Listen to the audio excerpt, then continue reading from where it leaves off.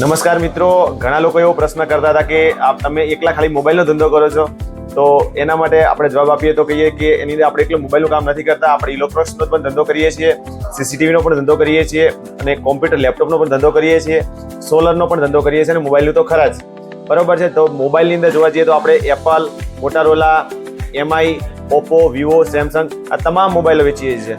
જ્યારે આપણે વોશિંગમાં વાત કરીએ કે ઇલેક્ટ્રોનિક્સની વાત કરીએ તો ઇલેક્ટ્રોનિક્સની અંદર આપણું કામ મોટાભાગનું આપણું કામ એલજીનું છે, સેમસંગનું છે અને આઈએબી બ્રાન્ડનું છે, બરોબર છે. તો એના સિવાય સીસીટીવીમાં વાત કરીએ તો આપણી જોડે કામની અંદર સીપી પ્લસ, દાહુઆ અને એના સિવાયની અમુક જે બ્રાન્ડોનું આપણે મુખ્યત્વે કામ કરીએ છીએ.